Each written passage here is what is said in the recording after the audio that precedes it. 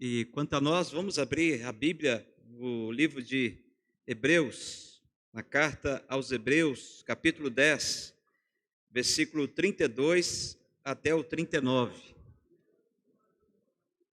Carta aos Hebreus, capítulo 10, versículo 32 até o 39. Eu vou ler e os irmãos acompanhem aqui a leitura que farei em nome de Jesus. Hebreus, capítulo 10, versículo 32 até o versículo 39. Apelo para o passado, a recompensa não tarda. Diz assim a palavra do Senhor: Lembrai-vos, porém, dos dias anteriores, em que, depois de iluminados, sustentastes grande luta e sofrimentos, ora expostos como em espetáculo, tanto de opróbrio quanto de tribulações, ora tornando-vos coparticipantes com aqueles que desse modo foram tratados.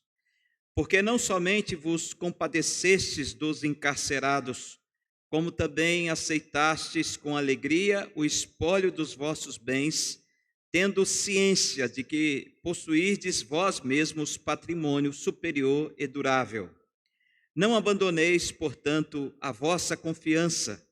Ela tem grande galardão. Com efeito, tendes necessidade de perseverança, para que, havendo feito a vontade de Deus, alcanceis a promessa.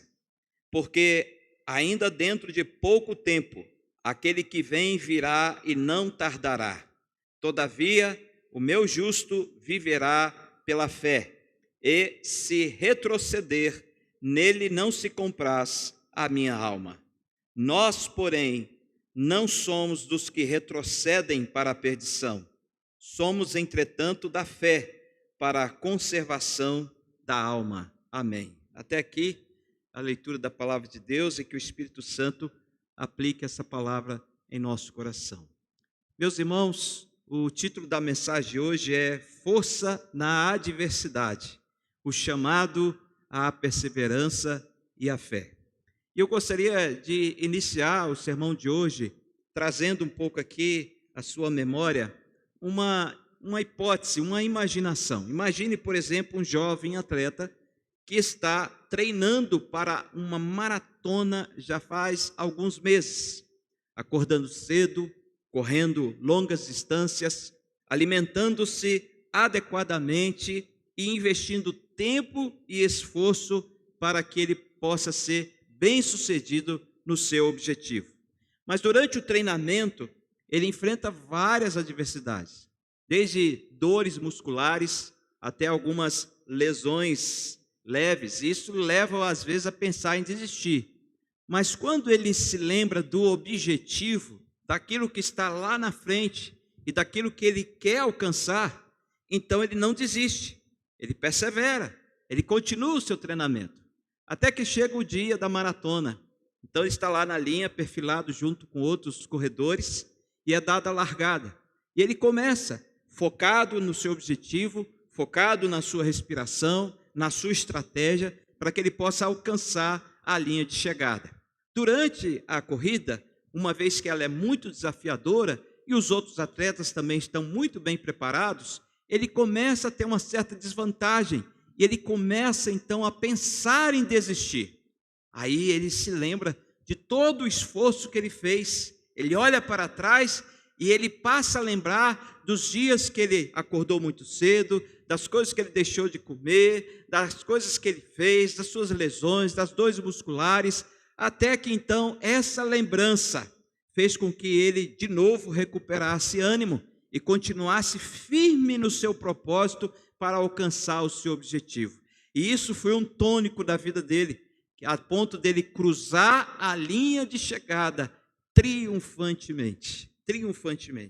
Então, esta história deste homem nos faz lembrar, irmãos, que a vida cristã é assim também. Ela pode ser também comparada a uma maratona. Nela, nós enfrentamos adversidades, desafios, enfrentamos tribulações e muitas lutas ao longo do nosso caminho. Não somos, ou melhor, mas somos chamados a uma perseverança. somos chamados a olhar para a frente, a observar o objetivo, a nos lembrar do nosso alvo, e também somos chamados a olhar para trás, diante de tudo o que nós já experimentamos, tudo o que nós já vivemos e tudo o que Deus já realizou em nossas vidas. Então esse texto de Hebreus 10, 32 a 39, nos exorta a manter nossa confiança em Deus e a persistir na corrida cristã a despeito das nossas lutas, a despeito das adversidades e dos obstáculos que venhamos a enfrentar. Deus está nos chamando a permanecermos firmes até o dia final. Estamos juntos, irmãos? Esse texto e esse livro de Hebreus é algo impressionante. Essa carta, ela é uma exortação dirigida aos cristãos judeus que estavam passando por muitas tribulações, tendo em vista que eles estavam debaixo de uma forte perseguição por causa da sua fé. Eles começaram a carreira cristã e começaram com muito entusiasmo, mas não demorou, o Estado, Roma, começou a persegui-los. E começou a persegui-los a ponto de tirar deles as suas propriedades, os seus bens. E eles então estavam meio que atordoados. Olha, o que é isso? Nós decidimos seguir o Senhor nos chamou para andarmos com Ele, mas é isso que nós estamos enfrentando? Então o autor de Hebreus, que nós não sabemos quem é o autor, uns dizem que é Barnabé, outros Apolo, Priscila, Áquila e até mesmo Paulo, mas a tradição mais correta é de que se tratava de um judeu cristão mais firme que os outros. E ele escreve para encorajar, animar aqueles irmãos que estavam passando por isso. Essa carta, então, foi escrita entre os anos 60 e 70 para esses cristãos que estavam em Roma, debaixo dessa perseguição, ou que estavam no Império Romano, debaixo também da mesma perseguição. Então, o que nós vemos aqui nessa carta é uma carta de encorajamento. E você pode ver que o capítulo 10, ele antecede o 11, que é descrito como o capítulo dos heróis da fé. Aqui o autor está preparando os seus leitores para ilustrar essa chamada à perseverança e à fé, trazendo exemplos de pessoas, de homens e mulheres do Antigo Testamento, que também enfrentaram muitas lutas, mas que perseveraram com fé no Senhor. Entretanto, o livro também, a carta, ou livro, como você queira chamar, ele tem como teologia principal de enfatizar a superioridade de Jesus Cristo, o seu sacerdócio eterno, a sua mediação e também o seu sacrifício único e eficaz naquela cruz. Portanto, o livro de Hebreus, para nós hoje, na nossa atualidade, ele é um livro que nos incentiva, irmãos, a permanecermos perseverantes na fé e não deixarmos que as circunstâncias venham roubar a nossa comunhão com Deus, a nossa comunhão com a igreja e fazermos desistir dessa carreira cristã. Olhando firmemente para Jesus, olhando firmemente para o nosso objetivo, lembrando daquilo que está preparado para nós, prossigamos firmes na fé em nome de Jesus Cristo. Então aqui nós temos algumas coisas interessantes que eu gostaria de compartilhar aqui com os irmãos. Primeiro, vamos lembrar aqui o que diz o versículo 32. Esse versículo 32, ele está trazendo aqui um encorajamento para aqueles irmãos a perseverarem nessa fé e nessa convicção de que foram chamados com um santo e nobre propósito. Então o autor recorda aqueles cristãos judeus de um período anterior, quando eles enfrentaram lutas, quando eles enfrentaram dificuldades por causa da sua fé, e como Deus os livrou, e como Deus foi a favor deles. Então aqui nós encontramos no versículo 32 o autor fazendo isso. No 33, os cristãos judeus passaram por tribulações e sofreram opróbrio por causa de sua fé em Cristo, tornando-se coparticipantes, então, com eles ou com esses cristãos e até com o próprio Cristo também no sofrimento. O apóstolo Paulo mesmo, em uma de suas cartas, ele nos fala que para nós é uma alegria poder servir ao Senhor e andar com Jesus e falar de Jesus, mas também é um privilégio para nós sermos chamados para sofrermos com Jesus. Então o sofrimento, embora não seja agradável, mas quando nós passamos por ele, nós estamos sendo coparticipantes com Cristo também nos seus sofrimentos. o que para nós deve ser considerado uma grande honra. No versículo 34, o autor aqui está elogiando aqueles cristãos judeus, pois eles se compadeceram dos encarcerados. Eles se compadeceram daqueles irmãos que já estavam presos, daqueles irmãos que foram punidos injustamente pela autoridade romana. E uma coisa interessante no versículo 34 é que eles se alegram, ou se alegraram, pelo espólio dos seus bens.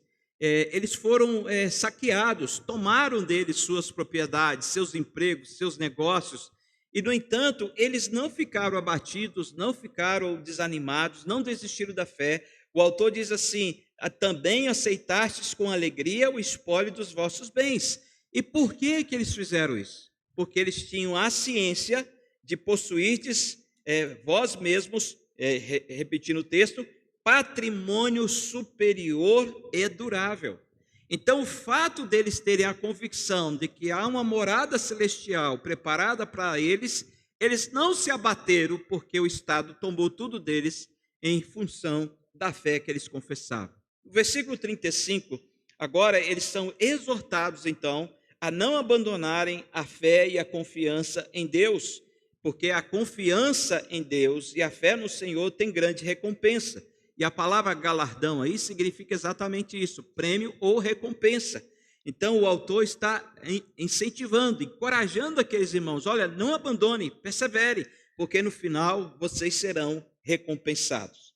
No versículo 36, ele reforça que a perseverança é fundamental para os cristãos, pois é por meio dela que eles podem fazer a vontade de Deus. E no versículo 37, ele então introduz aqui o texto de Abacuque, capítulo 2, versículo 3, quando ele diz assim: porque ainda dentro de pouco tempo aquele que vem virá e não tardará. No entanto, ele usa esse texto para mostrar para aqueles cristãos judeus que aquele que prometeu que voltará, de fato voltará. E nota um detalhe: não tardará, não tardará. Em breve o Senhor virá, e o Senhor virá para buscar exatamente estes que foram e são perseverantes.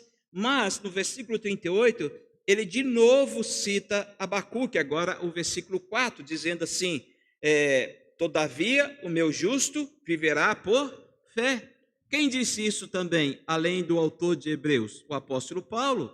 Em Romanos capítulo 1 ele fala isso: o justo viverá por fé.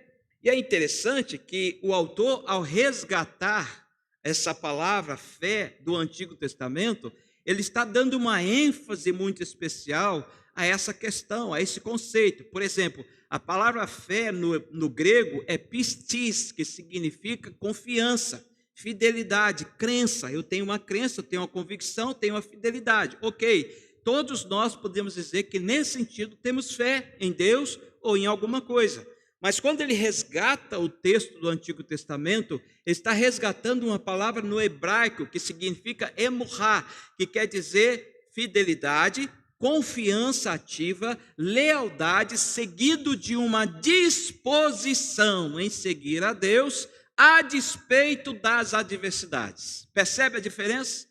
Então, enquanto que em grego a palavra simplesmente ela pode significar uma crença, uma convicção, acreditar em alguma coisa, mas muitas vezes ela é passiva, aqui no hebraico o autor dá a ideia de uma fé ativa, uma fé que exige uma confiança ativa, uma lealdade e fidelidade seguindo de uma disposição independente das circunstâncias. Então, esse texto nos ensina isso. Versículo 39, ele continua dizendo: por fim, o autor encerra aqui a passagem afirmando que os cristãos judeus a quem ele se dirige não fazem parte daqueles que retrocedem, daqueles que fogem, daqueles que desistem da jornada. Versículo 38 diz: se retroceder, nele não se compraz a minha alma, diz o Senhor. Então ele diz no versículo 39, nós, porém, não somos dos que retrocedem para a perdição, somos, entretanto, da fé para a conservação da alma. Então ele está dando essa palavra de incentivo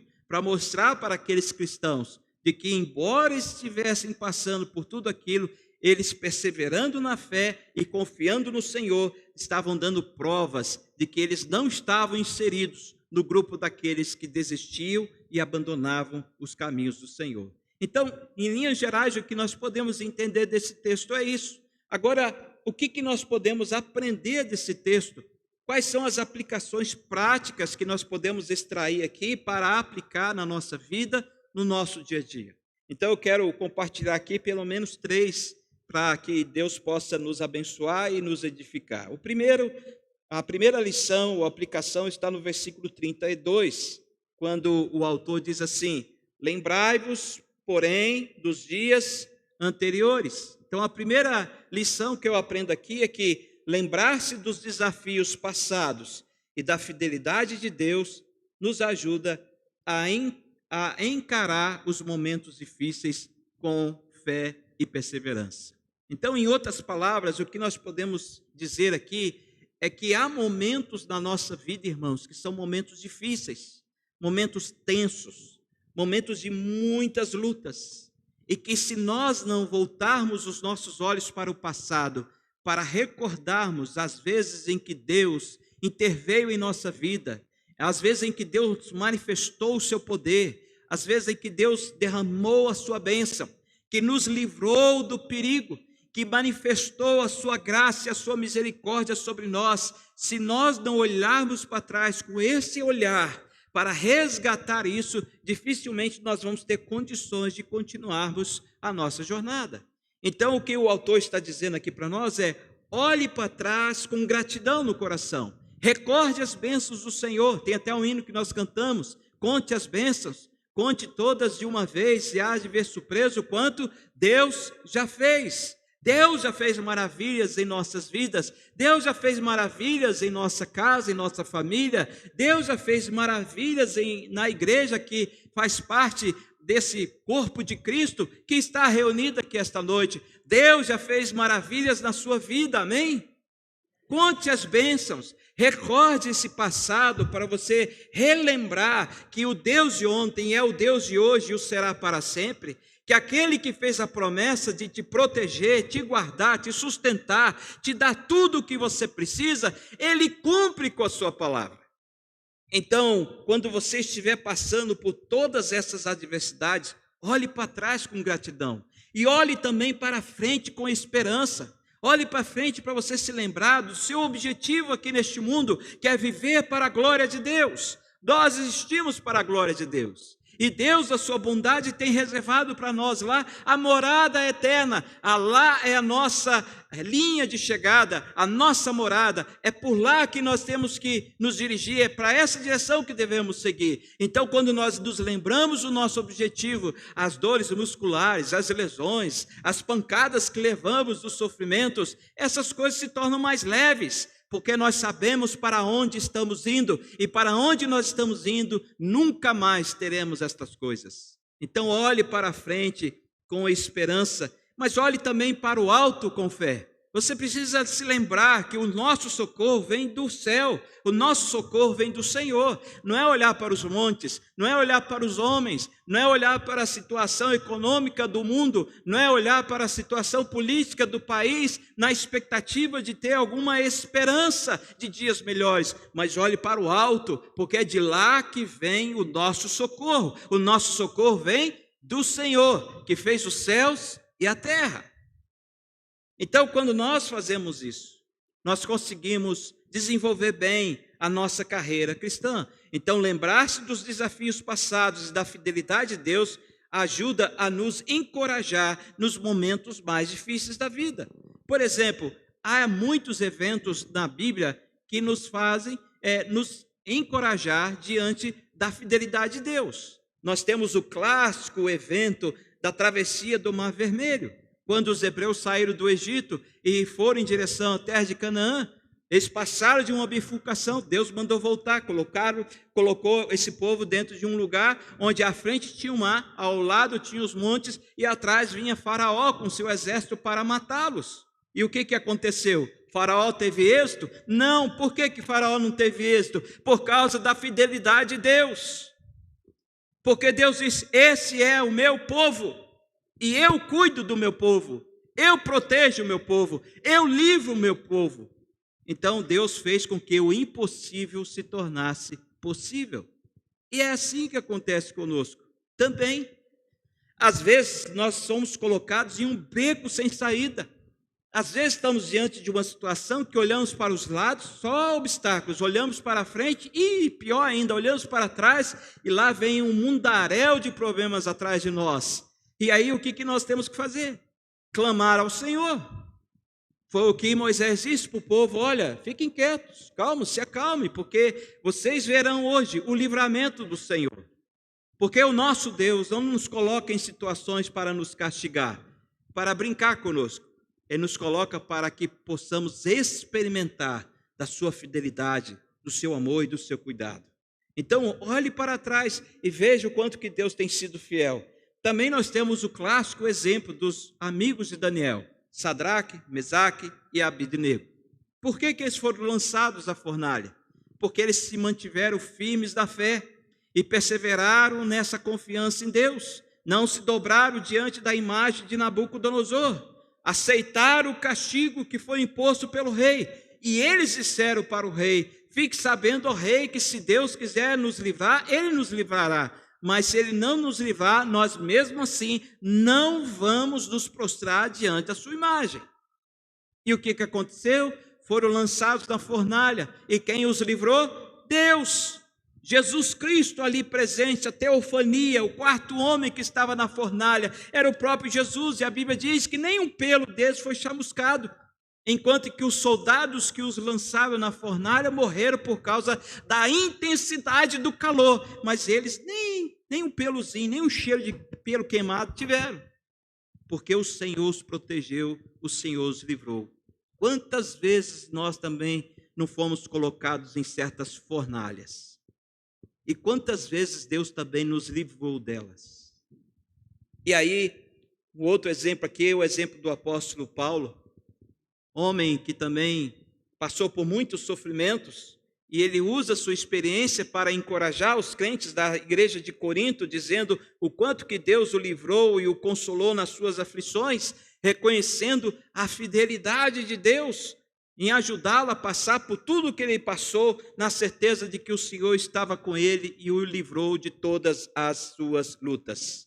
Meus queridos irmãos, saiba disso, Deus é o nosso guarda, e o guarda de Israel não dorme, não cochila, ele não se esquece de nós, ele não se cansa, mas enquanto nós estamos vivendo e passando por tudo que passamos, ele continua com os seus olhos sobre nós, para nos proteger e para nos livrar. O Salmo 34, versículo 15 diz: os olhos do Senhor repousam sobre os justos e os seus ouvidos estão abertos ao seu clamor. Os olhos de Deus estão sobre aqueles que renunciaram ao pecado e que abraçaram a Jesus Cristo e fizeram de Jesus o seu Senhor e o seu único Salvador. Também o Salmo 34 diz que Deus é quem nos livra, é Ele quem nos guarda, é Ele quem nos protege. Diz assim: clamam os justos e o Senhor os escuta, e olha só, e os livra de todas as suas tribulações, e os livra de todas as suas tribulações. Muitas são as aflições do justo, presta atenção, não é porque você é justo que você então não merece sofrer, ou que você não irá sofrer, ou que você não enfrenta sofrimento, porque a própria Bíblia diz: muitas são as lutas e as aflições do justo, mas a Bíblia diz: mas o Senhor de todas o livra. O Senhor de todas o livra. Tudo que nós enfrentamos e passamos tem um propósito. E enquanto nós não entendermos o propósito naquela ocasião, Deus não nos tira daquela situação. Pode perceber isso. Você está passando por um momento de enfermidade, um exemplo. É um momento difícil, doloroso, que causa muita angústia. E aí você luta contra aquilo, luta contra o propósito de Deus, questiona Deus, duvida de Deus. Então, quanto mais você faz isso, mais tempo você fica naquele estado. Mas quando você reconhece: Senhor, eu sou fraco e pequeno demais para entender a sua vontade. Dá-me a graça, Senhor, de compreender o seu propósito e ajuda-me a cumpri-lo para a glória do Senhor. Então, quando Deus vê em nosso coração essa decisão, Deus fala assim: ótimo, então agora nós vamos mudar de nível. E você muda de nível. tudo na nossa vida tem um propósito. Deus não desperdiça nenhuma das nossas experiências. Ele usa todas essas coisas para nos ensinar, para nos corrigir e para nos aperfeiçoar. Então aqui nós vemos, meus queridos, que você não está sozinho. Você não está sozinho quando você enfrenta qualquer tipo de sofrimento. Você não está sozinho quando você está no seu quarto, chorando, triste, abatido. Você não está sozinho quando você enfrenta situações gigantescas, difíceis demais de serem enfrentadas. Quando você está diante de impossíveis, você não está sozinho. Você crê nisso? E por que nós podemos afirmar isso? Versículo 18 do Salmo 34, diz assim: perto está o Senhor dos que têm coração quebrantado e salva os de espírito oprimido. Presta atenção, perto está o Senhor dos que têm um coração quebrantado, que não seja orgulhoso, que não seja arrogante, que não seja vaidoso, que não seja autossuficiente, que não seja uma pessoa que se acha Deus. Então, quando uma pessoa tem um coração quebrantado, Deus está perto. E Deus não somente está perto, o Salmo diz assim, e Ele salva aqueles que têm o espírito oprimido. E mais, Hebreus 13, versículo 5 diz, de maneira alguma te deixarei, nunca, jamais te abandonarei. Percebe aqui um contraste que o autor de Hebreus faz com aqueles cristãos judeus que estavam pensando em desistir da jornada? Enquanto aqueles estavam pensando em abandonar os caminhos do Senhor, abandonar a sua fé, a sua confiança em Deus, o autor, inspirado pelo Espírito, vai exatamente na contramão, dizendo o que Deus faz em nosso favor. Deus está dizendo assim, nunca vou te abandonar, nunca vou te desamparar, nunca vou te deixar. Você pode passar pelo fogo, pelas águas, pelos vales e pelos montes. Você pode passar por qualquer coisa na sua vida. Se você clamar, tiver um coração quebrantado, a palavra de Deus diz que Deus te salvará. Deus te salvará. Então essa é a primeira lição que nós podemos aprender aqui nesse texto. Que nós, ao lembrarmos dos desafios passados, e da fidelidade de Deus, isso nos ajuda a encontrarmos encorajamento nos momentos difíceis da vida. Mas há aqui uma segunda lição. A segunda lição ela está no versículo 35 a 37, que diz assim, perseverar e confiar em Deus em meio às adversidades é um verdadeiro tônico para a nossa fé.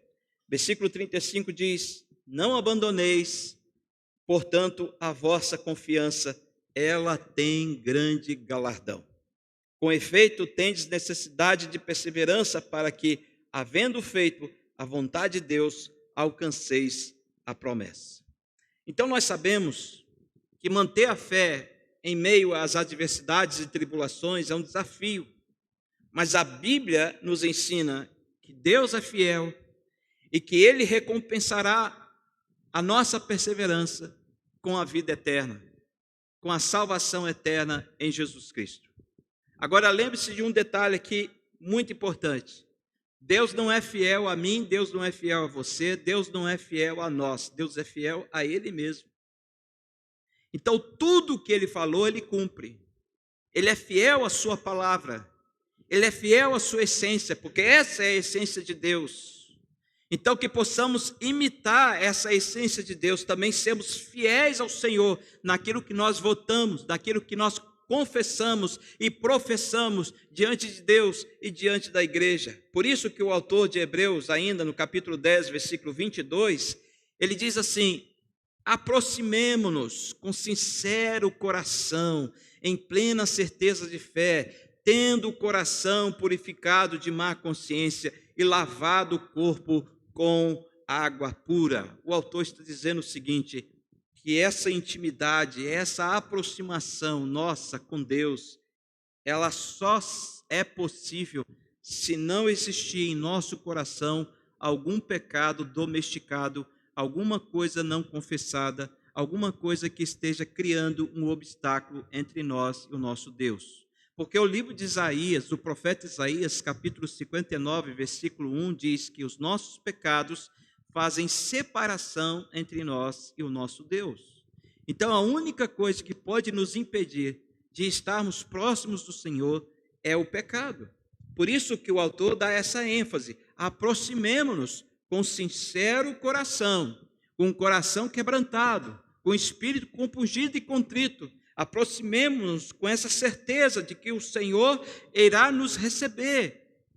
Próprio Hebreus, capítulo 4, versículo 16 diz: acheguemo-nos, portanto, confiadamente junto ao trono da graça de Deus, a fim de alcançarmos misericórdia e acharmos graça para socorro em ocasião oportuna. Também Romanos 5, 3 até o 5 diz assim: nos gloriamos nas próprias tribulações, sabendo que a tribulação produz perseverança, e a perseverança, experiência, e a experiência, esperança.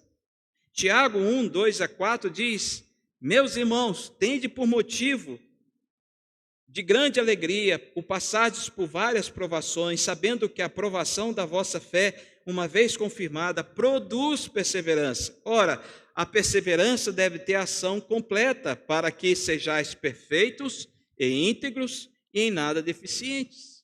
E por fim, Pedro diz assim, na sua primeira carta, capítulo 5, versículo 10: ora, o Deus de toda graça, que em Cristo vos chamou à sua eterna glória, depois de terdes sofrido por um pouco, Ele mesmo vos há de aperfeiçoar, firmar, fortificar e fundamentar. O que Pedro está dizendo é que Deus usa as nossas experiências dolorosas, os nossos sofrimentos, para fazer isso em nossa vida. Nota o que Pedro dá ênfase: para nos aperfeiçoar. É através da nossa tribulação e da adversidade é que nós somos aperfeiçoados na fé. É ali que Deus nos chama a nos aproximarmos mais dele com fé e esperança. Então, quando nós passamos por tudo isso, nós podemos dizer, como disse Paulo em Filipenses 4,13, quando ele falou: tudo posso naquele que me fortalece. Vamos falar juntos? Tudo posso. Quer dizer que mesmo quando enfrentamos dificuldades imensas, podemos confiar em Deus, porque Ele é quem nos dá força, é Ele quem nos ajuda a perseverarmos. E as provações da vida, irmãos, são oportunidades para fortalecer a nossa fé e a nossa confiança em Deus. Ele sempre está conosco. O Deus de Jacó é o nosso refúgio. Ele sempre está conosco. O Deus de Jacó é o nosso refúgio. Então, essa é a nossa segunda lição aqui que nós aprendemos desse texto. Perseverar e confiar em Deus em meio às adversidades é um verdadeiro tônico para a nossa fé. E a última lição que nós podemos extrair desse texto está no versículo 38 e também 39. Todavia, o meu justo viverá pela fé, e se retroceder, nele não se compraz a minha alma. Nós, porém, não somos dos que retrocedem para a perdição. Somos, entretanto, da fé para a conservação da alma. Qual é a lição que nós podemos aprender aqui? O cristão, ele vive pela fé e não pelas circunstâncias. Não pelas circunstâncias. Muitos aqui devem lembrar daquele cântico bem antigo, né, que fala: não olhe as circunstâncias, mas olho o seu amor. Não me guio por vistas, alegre sou. E é assim a vida do cristão. O apóstolo Paulo, em outras palavras, ele disse que se nós tentarmos viver por aparência ou imitando aqueles que não servem a Deus ou desejando as coisas deste mundo, somos os mais infelizes desse mundo. Mas porque a nossa fé está em Deus, está amparada e ancorada no Senhor, e nós somos guiados por Ele, então nós podemos ficar tranquilos. Imagine que você está num barco navegando pelo oceano, e as ondas estão agitadas, e o vento sopra forte, ameaçando virar o barco. Neste momento, você tem duas opções: Focar nas circunstâncias assustadoras ou fixar os seus olhos na luz do farol que está lá na frente, a fim de se guiar por essa luz e chegar no lugar seguro? Os cristãos são como marinheiros neste barco, enfrentando as tempestades da vida. As circunstâncias podem ser desafiadoras e assustadoras, mas em vez de se deixarem levar por elas, os cristãos olham para a luz. E quem é a nossa luz? Quem é que nos guia? Jesus é a luz do mundo, é Ele que nos guia. E é nele que nós devemos fixar nosso olhar, é em direção a Ele que nós devemos seguir. Então, assim como o farol orienta os marinheiros em meio à escuridão e à tempestade, a nossa fé em Jesus Cristo também nos guia através das dificuldades e das incertezas da vida.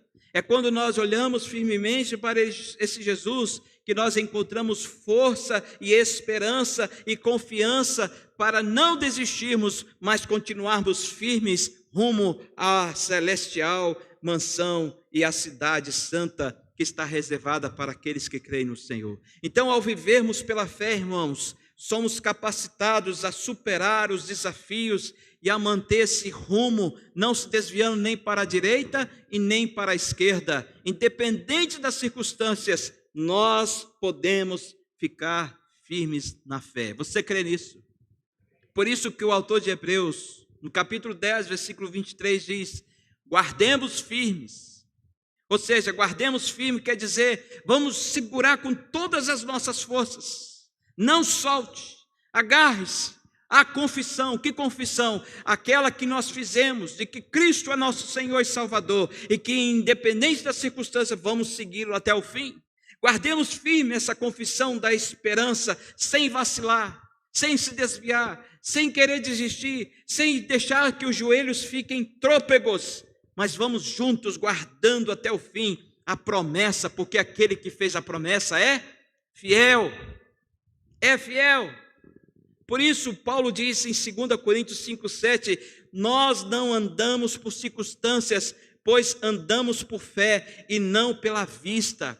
Nós não andamos por aquilo que nos agrada aos nossos olhos, mas andamos em dias de bonanças e tempestades, olhando para Jesus. Somos guiados pela fé em Deus. Hebreus 11, versículo 6 diz, meus irmãos, sem fé é impossível agradar a Deus, porquanto é necessário que aquele que se aproxima de Deus creia que Ele existe e assim se torne o quê? Galardoador dos que o buscam.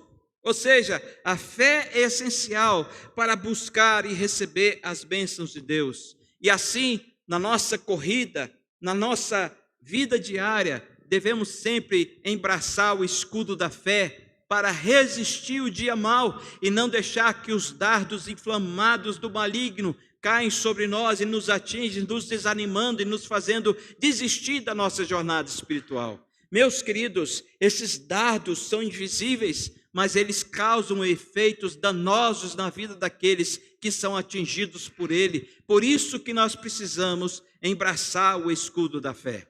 Há uma luta espiritual e nós estamos inseridos nessa luta espiritual. Há uma batalha sendo travada. Aqui tem anjos do Senhor, mas também tem demônios do Senhor, do inferno tentando destruir a sua vida.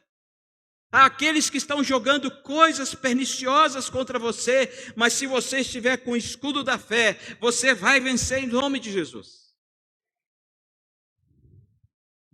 Portanto, Filipenses 3, 13 a 14 diz assim: irmãos, quanto a mim, não julgo haver alcançado, mas uma coisa eu faço, esquecendo-me das coisas que para trás ficam, avanço para aquelas que estão diante de mim, prossigo para o alvo, para o prêmio da soberana vocação de Deus em Cristo Jesus. Quem falou isso? Paulo.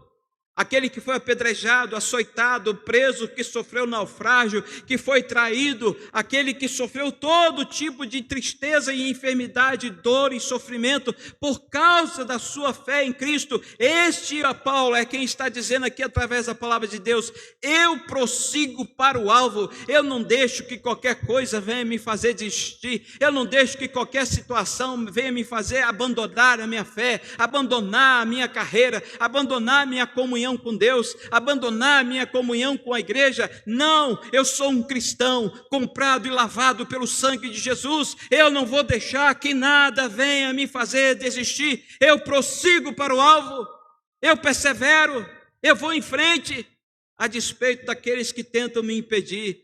Mas ninguém pode me impedir, porque maior é aquele que está em mim do que aquele que está no mundo, diz a palavra do Senhor. Meu querido, toda vez que o diabo te aliciar e tentar te fazer desistir, repreenda em nome de Jesus e fala assim: não, eu abandonei o passado, eu estou olhando firmemente para o prêmio da soberana vocação de Deus, eu vou prosseguir. Mesmo que pessoas tentam me fazer desanimar, eu vou prosseguir. Mesmo que as circunstâncias sejam contrárias, eu vou prosseguir, porque Cristo não desistiu de mim, por que eu haveria de desistir dele? Até porque a palavra de Deus diz: aquele que retrocede, aquele que volta atrás, aquele que abandona, a palavra de Deus diz aqui que o Senhor não se compraz desse. Aquele que abandona o Senhor é porque nunca foi do Senhor. Aquele que abandona os caminhos do Senhor é porque nunca se converteu a Jesus. Aquele que deixa a comunhão com a igreja do Senhor Jesus Cristo, que é a família da fé, o corpo de Cristo, é porque nunca foi corpo. Por isso que João falou: eles saíram do nosso meio, porque nunca foram dos nossos. Porque se fossem dos nossos, não teriam saído. É a razão porque muitos estão se apostatando da fé, irmãos. Há muitos que no passado pregavam eloquentemente, que demonstravam uma espiritualidade assim exuberante, que a gente ficava até meio tímido na presença dessas pessoas, que faziam e aconteciam com seus dons e talentos. Mas olha o estado de muitos que estão por aí hoje, totalmente perdidos, desviados da presença de Deus, porque tudo aquilo era fachada, tudo aquilo era carne, não era espiritual, mas era carnal. Por isso que não servem mais o Senhor. É assim que a Bíblia diz: esses que retrocedem, o Senhor não se compraz a sua alma mais. Em conclusão,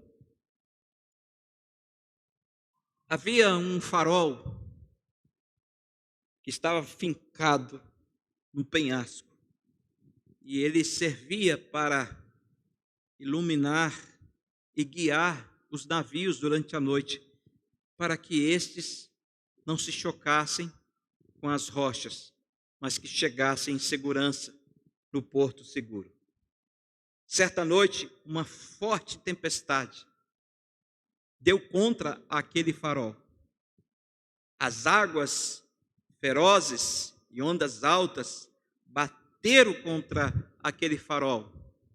E por mais que essas águas e ventos e chuvas fossem fortes, mesmo assim, aquele farol continuou a emitir a sua luz.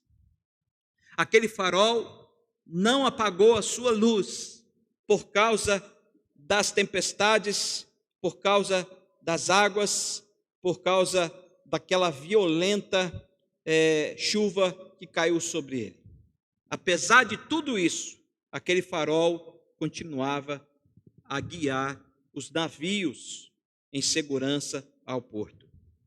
Assim como o farol permanece firme e resplandecente no meio da tempestade, somos chamados, irmãos, a permanecermos firmes em nossa fé, mesmo diante das tempestades que nós enfrentamos no nosso dia a dia. Por isso, nós devemos sempre nos lembrar das provações passadas e também da fidelidade de Deus quando nós enfrentamos todas aquelas situações difíceis na nossa vida. Por isso também, nós precisamos perseverar de seguir confiante em Cristo e em Deus e em sua palavra e em suas promessas com fé, independente das circunstâncias que venhamos a atravessar. Assim seremos como aquele farol, brilhando a luz de Cristo em meio à escuridão, ajudando a guiar outras pessoas até aos pés do Senhor Jesus Cristo, mostrando para essas pessoas o caminho, o porto seguro, onde eles devem chegar, onde eles realmente vão encontrar paz. E como o farol, nós podemos também confiar que Deus nos sustentará através das tempestades e das lutas que nós enfrentamos. Portanto, sejamos luz, sejamos luz, independente das tempestades que nós enfrentarmos. A palavra de Deus diz que Deus nos colocou neste mundo, nos chamou para sermos luzeiros para aqueles que andam na escuridão. Então não deixe que os problemas, as dificuldades, tribulações, os sofrimentos venham apagar a luz de Deus no seu coração. Jesus está aí, Ele é a luz do mundo, Ele é que brilha sobre nós, Ele que brilha em nós e Ele que brilha através de nós. Amém por isso? Eu quero terminar orando aqui esta noite. Eu gostaria